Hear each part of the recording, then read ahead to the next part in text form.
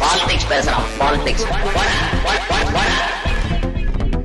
பாமக புத்தாண்டு சிறப்பு பொதுக்குழு நியூ இயருக்கு முன்னாடி நச்சுன்னு ஒன்று போட்டு ஆரம்பிப்போம் அப்படின்னு பாண்டிச்சேரியில். அந்த அரங்கத்துடைய பேர் வந்து சங்கமித்ரா மாநாட்டு அரங்கம். சங்கமித்ராங்கிறது ஐயா ராமதாஸுடைய பேத்தி பேர் நினைக்கிறேன். ஒரு புத்தாண்டு பொதுக்குழுவை கூட்டி அன்புமணியை 50 தொகுதியிலாவது வெல்ல வைக்கணும்னா நான் ஒரு கணக்கு வச்சிருக்கேன். முகுந்தன் ஒரு பீஸ் இருக்கு, இறக்கி விடுறேன். இந்த பையன் இருக்கானப்பா மேடைக்கு வர சொல்லு அப்படின்னா மேடைக்கு வர சொல்லுன்னு சொன்னதுக்கப்புறம் ஆளை காணோம். போயிட்டான் அப்படின்னு கேட்குறாரு. போயிட்டானா போனா பரவாயில்ல. அவன் தான் இளைஞர் சங்க தலைவர், பாமகவுடைய இளைஞர் சங்க தலைவர் முகுந்தன் பரசுராமன் அப்படின்னு அறிவிக்கிறார். இதையெல்லாம் சொல்ற வரைக்கும் அன்புமணி பக்கத்தில் உட்காந்துட்டு கண்ணை சிமிட்டிட்டு இருந்தார்.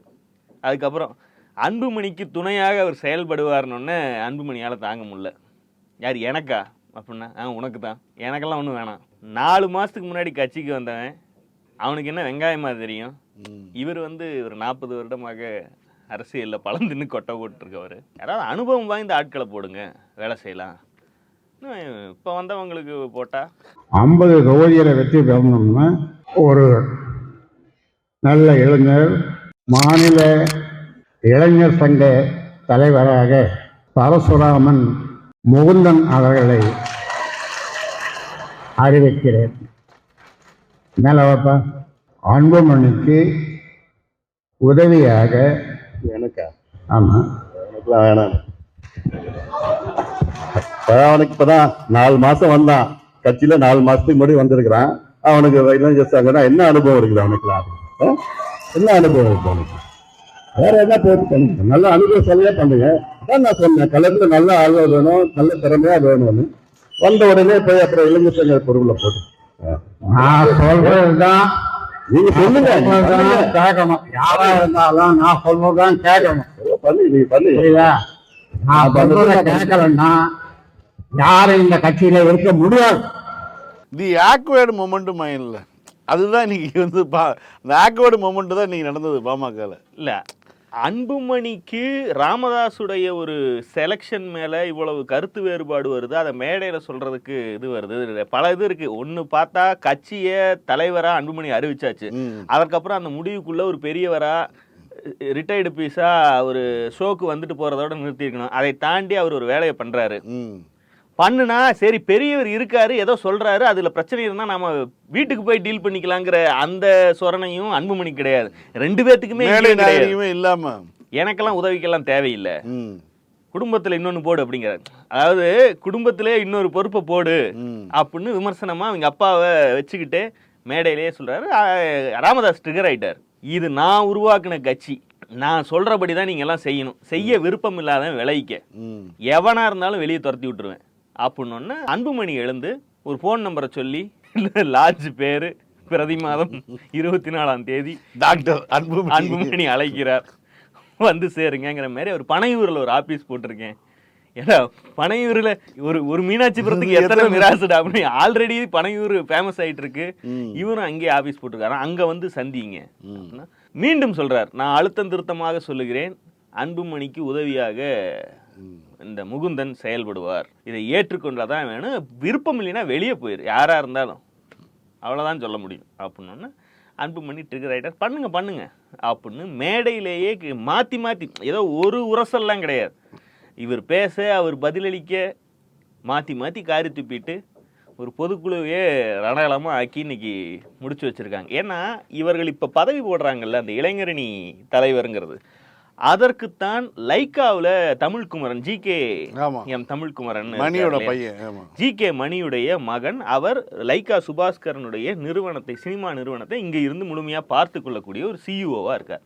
அவரை தான் அந்த பதவிக்கு கடந்த 2 மாதத்துக்கு முன்பு என்னவோ போட்டாங்க. போட்டுட்டு உடனே திரும்ப வாங்கிட்டாங்க. அப்போ அவரை போட்டது திரும்ப வாங்க சொன்னது யார்?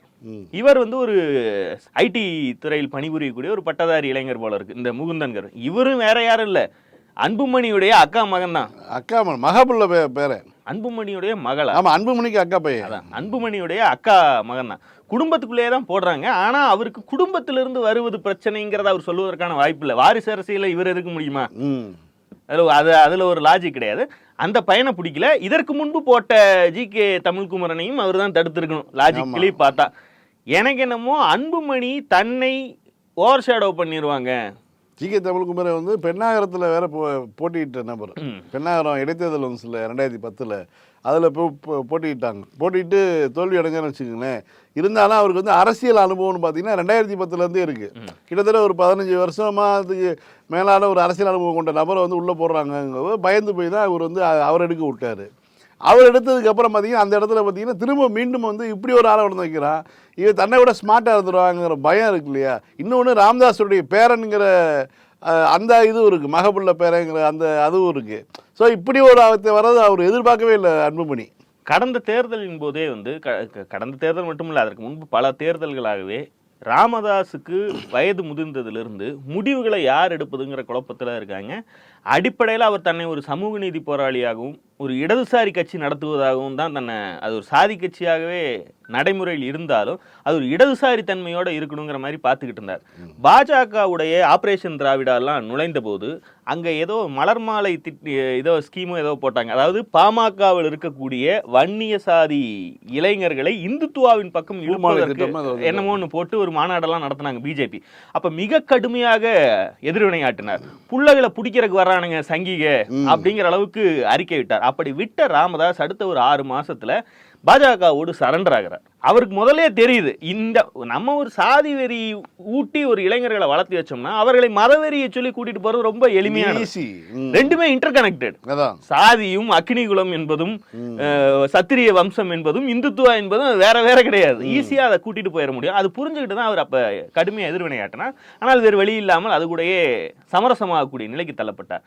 அப்போ பாஜக தொடர்ச்சியாக ஒன்றியத்தில் வெல்லுகிறது என்னும் போது அன்புமணியுடைய வாழ்க்கையுடைய லட்சியமே கேபினெட்ல உட்காரணும், ஒன்றிய அரசுடைய அமைச்சரவையில பங்கு பெறணும். அதை விட முக்கியம் வந்து அந்த சிபிஐ வசம் இருக்கக்கூடிய வழக்கு வந்து எந்த முன்னேற்றமும் இல்லாம அப்படியே பாதுகாத்துக்கணும். அதுக்கு ஒன்றியத்தில் ஆட்சியில் இருக்கக்கூடிய அந்த கட்சியோடு சமரசமாக இருக்கணும்.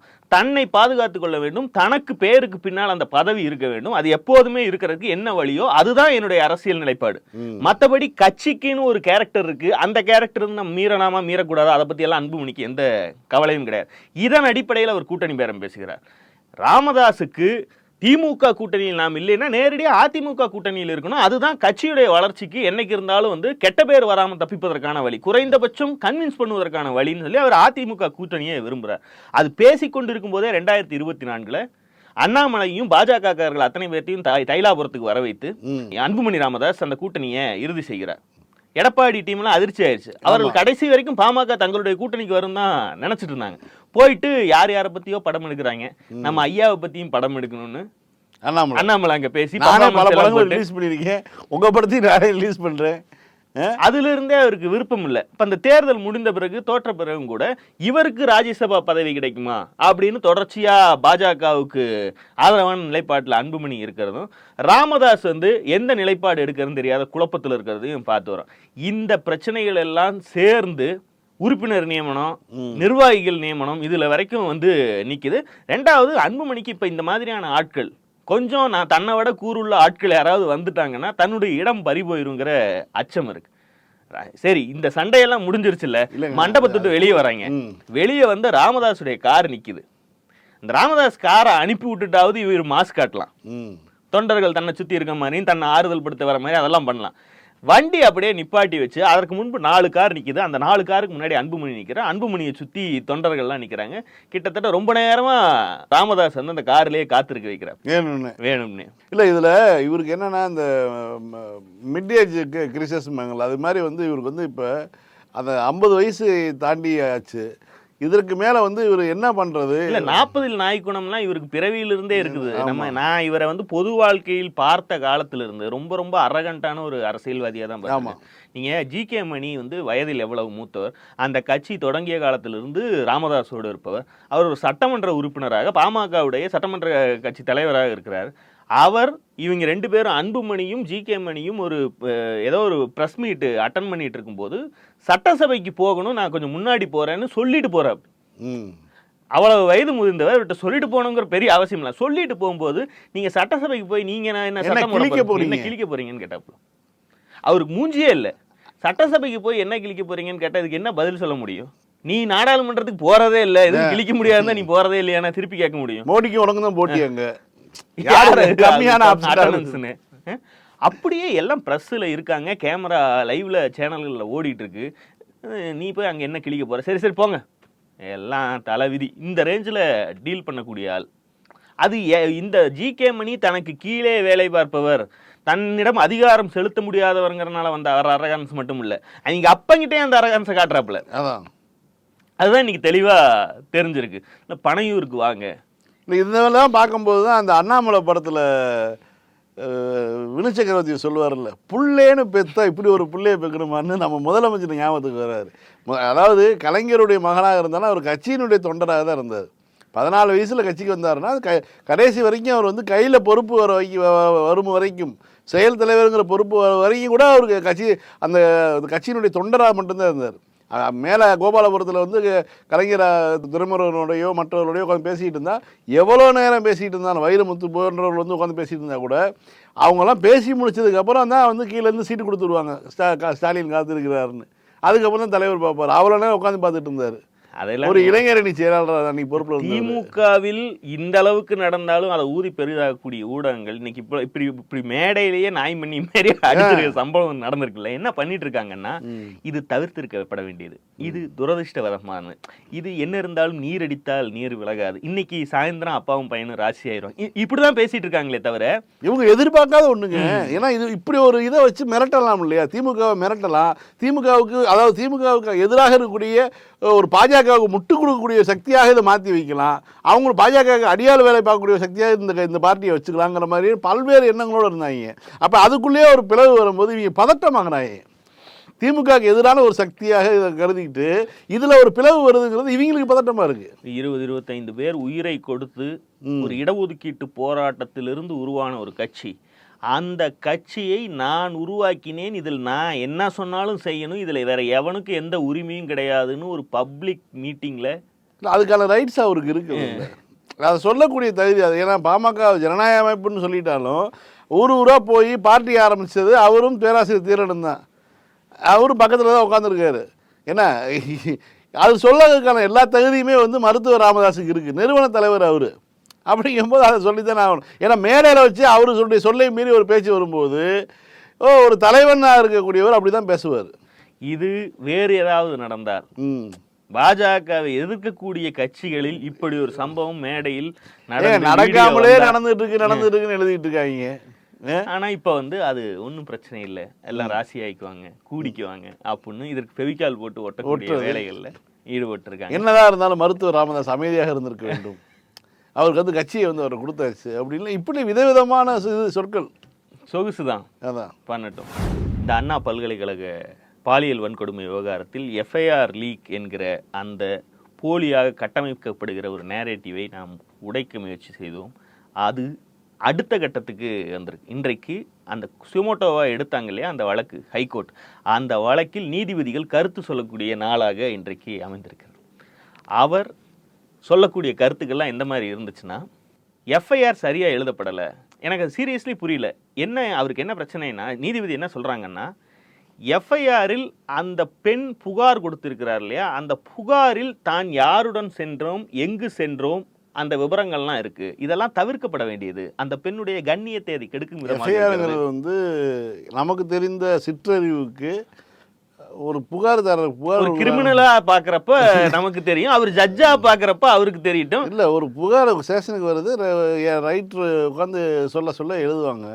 அதுதான் முதல் தகவல் அறிக்கை. அவங்க என்ன வெர்ஷன் சொல்றாங்களோ அதுதான் எழுதியிருக்காங்க. ஜட்ஜ் என்ன சொல்றாருன்னா, அந்த பொண்ணு தான் சொல்லுதுன்னா நீங்க அதை தவிர்த்துட்டு ஒரு உதவி பண்ண வேணாமா? ஒரு போலீஸ்காரர் யாரோட போனா எதுக்கு போனாங்கிறதெல்லாம் அந்த எஃப்ஐஆர்ல தேவையில்லை. எஃப்ஐஆர் தான் சுப்ரீம் கோர்ட் வரைக்கும் நிக்க போகக்கூடிய முதல் தகவல் அறிக்கை ஆதாரம். படித்த ஒரு பெண் வந்து தனக்கு நடந்த ஒரு அநீதியை புகார் எழுதி கொடுக்கிறார்.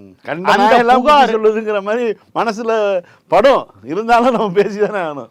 புகாரை அப்படியே பதிவு செய்யலைன்னா அப்போ கோர்ட்டு கேட்டுச்சுன்னா புகார்ல இருக்கு, அதை நீ ஏன் எஃப்ஐஆர்ல மென்ஷன் பண்ணலன்னு கேட்டீங்கன்னா அது சட்டப்படி வேலிடு. புகார்ல இருப்பதை ஏன் எஃப்ஐஆர்ல போட்ட?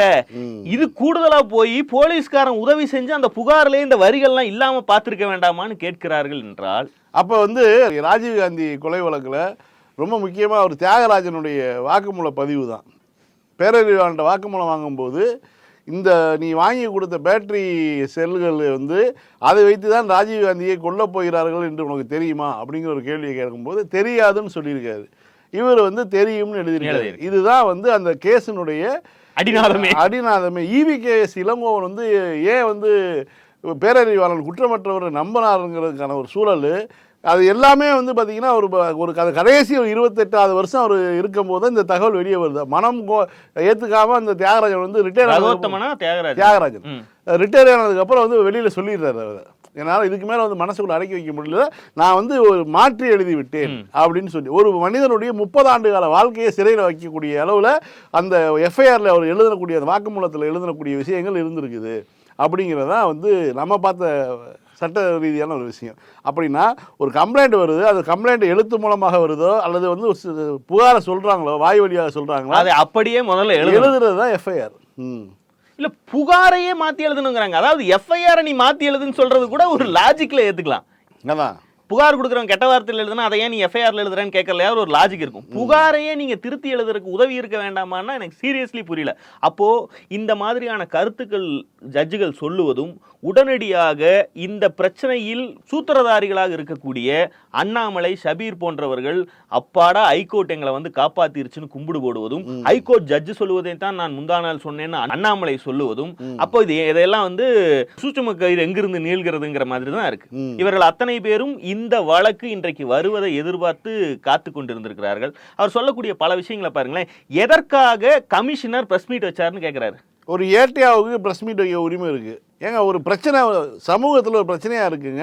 ஒரு குழப்பம் நடக்கும்போது ஒரு ஒரு ஒரு மாநகரத்தினுடைய எல்என்டோ ஆஃபீஸ் இருக்குது. அப்போ ஒரு விளக்குவதற்கான முதல் உரிமை இருக்கா இல்லையா? அதாவது கடமை அது. அண்ணாமலை தன் இஷ்டம் போல கதைகள் புனைந்து இல்லாத கதையெல்லாம் சொல்லி ஒரு கொடூரமான ஒரு வழக்கை திசை திருப்பி அரசியல் செய்வதற்கு என்ன பொய் வேணாலும் சொல்லலாமா? இதில் இருக்கக்கூடிய பொய்கள் எது, உண்மை எதுன்னு தெளிவாக விளக்கம் கொடுக்க வேண்டிய அதிகாரி, மாநகரத்துடைய உயர் காவல் பொறுப்பில் இருக்கக்கூடிய அதிகாரி அந்த பொய்களை உடைக்கும் விதமாக ஒரு பிரஸ் மீட்டை வச்சுட்டாரு. அந்த பிரஸ் மீட்ல என்ன தப்பா பேசினாருன்னு பேச மாட்டேங்கிறாங்க. ஏன் பிரஸ் மீட் வச்சாருன்னு கேக்குறாங்க. பிரஸ் மீட் எழுத்து ஏன் விளக்கம் எல்லாம் கொடுக்கிறார்? அதாவது இவர்கள்லாம் பொய் பரப்பிடுமா, அந்த போய் சேருவதற்குள் ஏன் அதை உடைத்து விட்டீர்கள், நாங்க என்னென்னமோ பிளான் பண்ணி வந்தோமேன்னு அண்ணாமலையே பேசினா எப்படி இருக்குமோ இதுல ஏறி அந்த மாதிரி இவர்கள் வந்த உடனே யாரெல்லாம் இந்த வேலையை செய்து கொண்டிருந்தார்களோ அவர்கள்லாம் கும்பிடு போட்டு எங்களை ஹைகோர்ட் வந்து காப்பாத்திருச்சு, நாங்க சொன்னதும் ஹைகோர்ட் சொல்லியிருக்கு, முடிந்தால் இதில் நடவடிக்கை எடுக்க வேண்டும், அரசு நடவடிக்கை எடுக்கட்டும், அதுக்கு அது ரெண்டாவது பார்ப்போம். ஆனால் நேற்றைக்கு மிக தெளிவாக இந்த எஃப்ஐஆர் லீக் என்பது பொய், லீக்கே ஆகவில்லை, கைப்பற்றப்பட்டு 2 பாலிமரும் நியூஸ் மினிட்டும் இந்த 2 நிறுவனங்களில் இருக்கக்கூடிய ஊடகவியலாளர்கள் தான் இதை திரித்து பரப்பினார்கள். ஸோ இந்த வழக்கு உயர்நீதிமன்றத்தில் வந்ததில் ஒரு நல்ல விஷயம் என்னவென்றால் இந்த எஃப்ஐஆர் லீக் என்று இவர்கள் சொல்லி வருகிற அந்த பொய்யில் உண்மையிலேயே நடந்தது. எஃப்ஐஆர் கைப்பற்றப்பட்டு சில ஊடகவியலாளர்கள் அதை தங்களுடைய அரசியல் நோக்கங்களுக்காக பயன்படுத்தி கொண்டார்கள். அந்த பாதிக்கப்பட்டவுடைய பெண்ணுடைய பிரைவசியை கெடுக்கும் விதமாக அதை வெளியிட்டார்கள், அந்த செய்தியை திரித்து தங்களுக்கு தகுந்த மாதிரி வெளியிட்டார்கள் அப்படிங்கிறதான் விஷயம். இது இன்றைக்கு கோர்ட்டுக்கு போய் கோர்ட்டு அது ஒரு கேள்வியை கேட்குது. இதை அந்த டெக்னிக்கல் கிளிட்ச் அதான் நேற்று நம்ம பேசணும் இல்லையா, எந்த அரசாங்கத்துடைய என்ஐசி பொறுப்பில் இருக்கக்கூடிய எந்த வெப்சைட்லையும் சிட்டிசன் போர்ட்டல் மூலமாக நீங்கள் உங்களுடைய மொபைல் நம்பரை உள்ளிட்டு ஒரு பாஸ்வேர்டை உருவாக்கி ஓடிபியை போட்டு உள்ளே போய் உங்களுக்கு தேவையான சேவைகளை ஒரு வருமான சான்றிதழோ வருவாய்த்துறை சான்றிதழ்களாகட்டும், போலீஸில் வந்து ஆன்லைன் கம்ப்ளைண்ட் கொடுக்கறதாகட்டும், இது மாதிரியான இணையவழி சேவைகளை பயன்படுத்துவதற்கான ஒரு வாய்ப்பு இருக்குது. அதை தாண்டி இது மாதிரியான பாலியல் குற்றங்கள், பெண்கள் தொடர்பான வழக்குகளை உள்ளிடும் போதே அது சிட்டிசன் போர்ட்டலில் உள்ள வரவங்களுக்கு ஓப்பன் ஆகாத மாதிரி லாக் ஆகிக்கிறது தான் அந்த சிஸ்டத்துடைய வேலையே. இந்த சிஸ்டம் கொண்டு வரப்பட்டதிலிருந்து ஒழுங்காக நடைபெற்று வந்திருக்கிறது. இப்போது ஐபிசியை பிஎன்எஸ் ஆக மாற்றிய போது ஒரு சில சட்டப்பிரிவுகளுடைய எண்கள் மாறி இருக்கின்றன. இதனால் ஏற்பட்ட குழப்பத்தினால் சில எஃப்ஐஆர்ல இந்த மாதிரி ஓப்பன் ஆகிருக்கிறதுக்கு வாய்ப்பு இருக்கிறது அப்படிங்கிறது தான் காவல் ஆணையர் சொன்ன தகவல். அப்படின்னா கோர்ட்ல இருந்து கோர்ட்டுடைய விவாதத்தில் அது இன்னொரு இடத்துக்கு எங்க போகுதுன்னா, அப்ப ஓடிபி போட்டு தான் உள்ள போய் பார்த்திருக்காங்கன்னா யார் யார் பார்த்திருக்காங்கன்னு தெரியும்ல. ஆமா பார்த்திருக்காங்க, 14 பேர் பார்த்திருக்கிறார்கள்.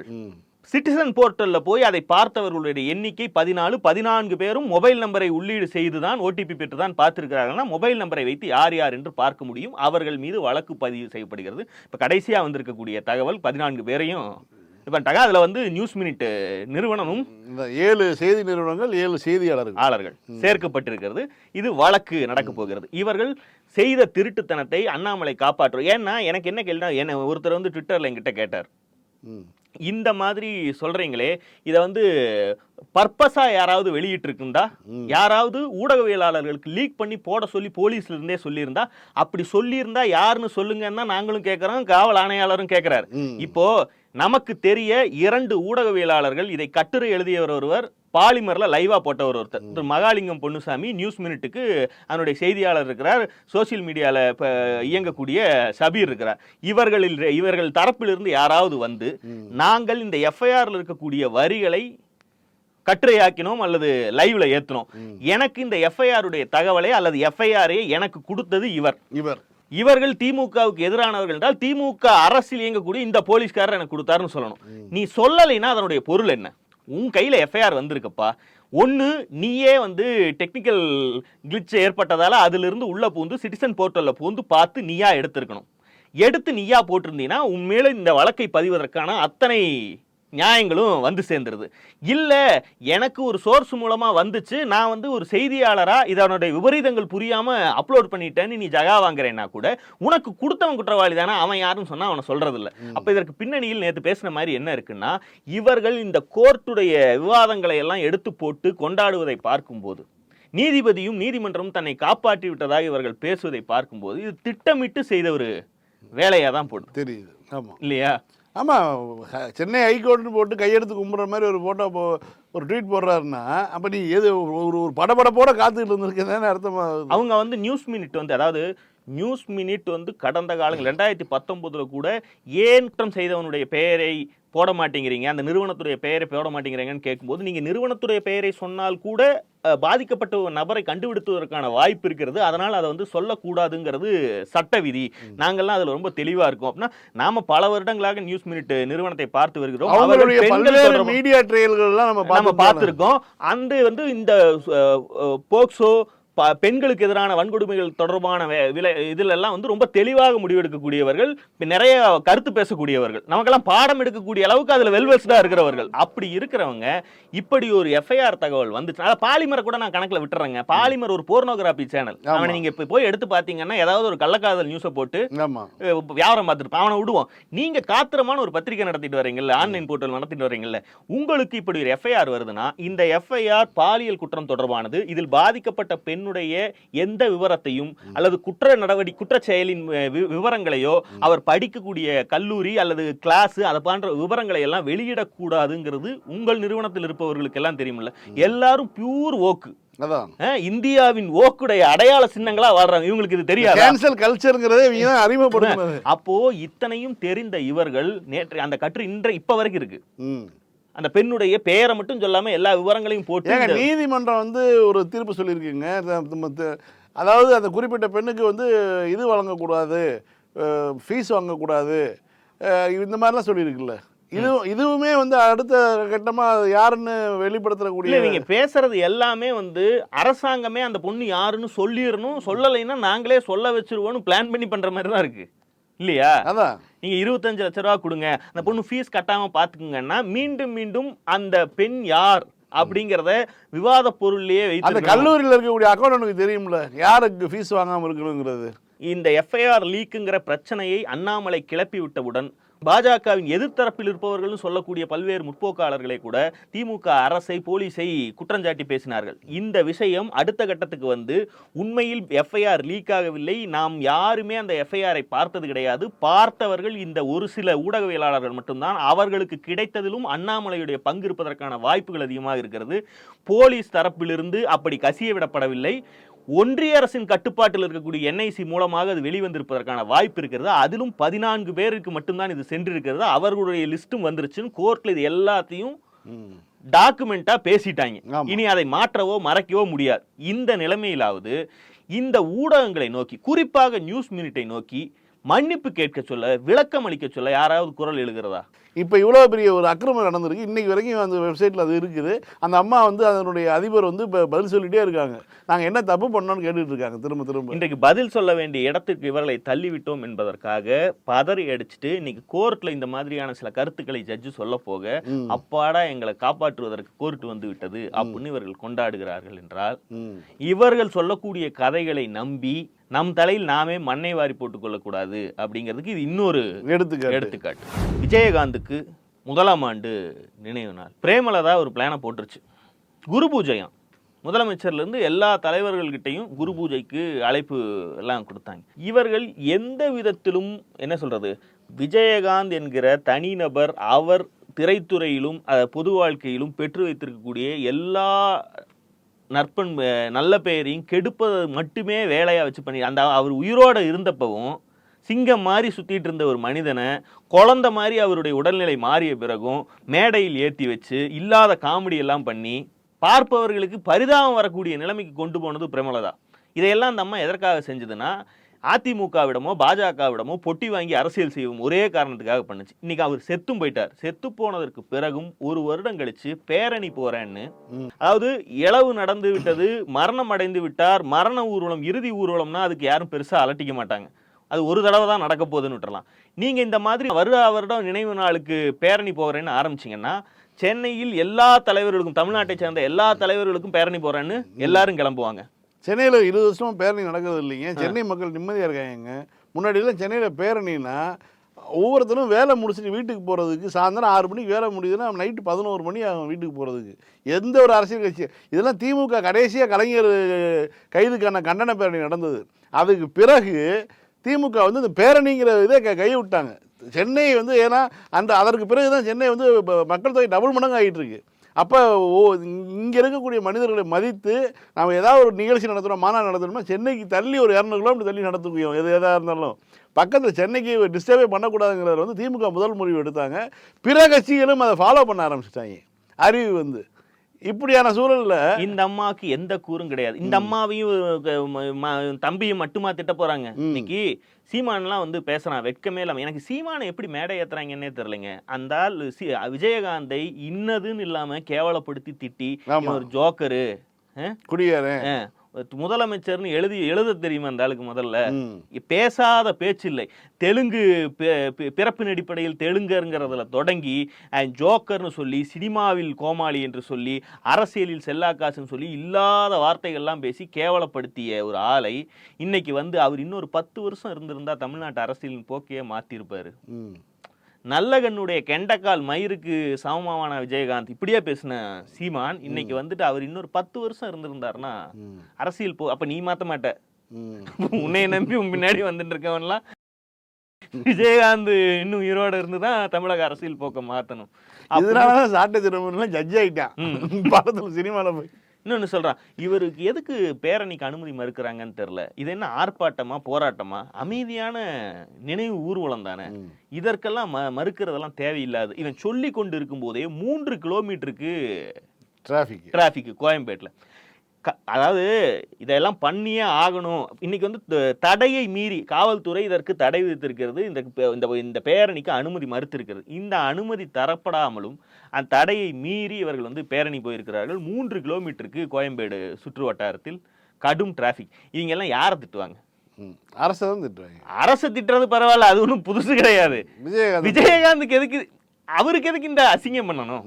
இவங்களுடைய எச்ச வேலைக்கு, அரசியல் பிழைப்புவாதத்துக்கு விஜயகாந்த் நினைவு நாளில் இதை பண்ணி எதற்காக கெட்ட பேரை சம்பாதிக்கணும்? அரசாங்கம் நாங்க தான் தடை விதிச்சுட்டா, நீங்க தடையை மீறி போயிருக்காங்க, போனவங்களை 100 பேர் மேல கேச போட்டு அது தன்னுடைய கடமையை ஆட்டிட்டு போயிடும். ஆனால் இவர்கள் தெரிந்தே தான் இந்த வேலையை பண்றாங்க. திமுகவுக்கு அதிமுகவுக்கு மட்டும் அனுமதி கொடுக்குறாங்க, மற்ற கட்சிகள்லாம் கொடுக்கறது இல்லை அப்படின்னு சுதீஷ் இவர்களை எல்லாம் மதித்து நான் ஏதோ ஒரு பத்திரிகை கொடுக்கறது கூட ஏன் நடையேற்றக்கூடாதுன்னா, இவர்கள் அரசியலுக்கு மட்டுமல்ல எந்த ஒரு குறைந்தபட்ச மனித நாகரிகமே இல்லாத ஒரு பீசுக.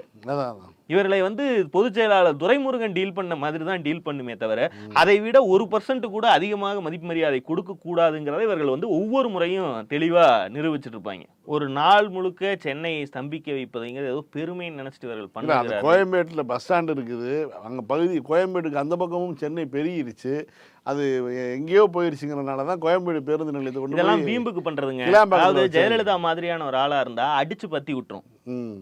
பெரிய வழக்குகள்ல போட்டு அல்லாட விடும். பெருந்தன்மையா இது விஜயகாந்துடைய முதலாம் ஆண்டு நினைவு பேரணி தானே, சடை மீறி பண்ணிட்டாங்க, அந்த அம்மாவுக்கு இருக்கக்கூடிய அரசியல் அறிவு எப்படின்னா, சின்ன பையன் பாவம், அவனை வந்து ஜெயிக்க வைக்கலாம்னு கேட்குற அளவு எதிர்கட்சி எதிர்த்து அப்படி நிற்கக்கூடிய கட்சியில் கேட்குற அளவு தான் அரசியல் கூறு. அது அதுகிட்ட என்ன சொல்றது, ஐக்கியூ லெவலே வந்து ரொம்ப கம்மியாக இருக்குது, அஞ்சறிவாக தான் இருக்குது. இதுகிட்ட போய் நம்ம என்ன பண்ணுறதுன்னு தெரியல. அதான் சொன்ன மாதிரி நம்ம மதிக்கிறனால தான் அவங்க வந்து ரொம்ப ஓவராக போய்க்கிறாங்க. முதலமைச்சர் சந்தித்து இப்போ அந்த அழைப்புதலை வாங்குறாரு, அப்பாயின்மெண்ட் கொடுக்குறாரு இல்லையா, இதெல்லாம் கொடுக்குறனால தான் அவங்களுக்கு வந்து ஒரு எக்ஸ்ட்ரீமாக போய்க்கிறாங்க. நாளை சந்திப்போம். லைக் பண்ணுங்க, ஷேர் பண்ணுங்க, சப்ஸ்கிரைப் பண்ணுங்க, கமெண்ட் பண்ணுங்க. பை. Politics பேசலாம். Politics.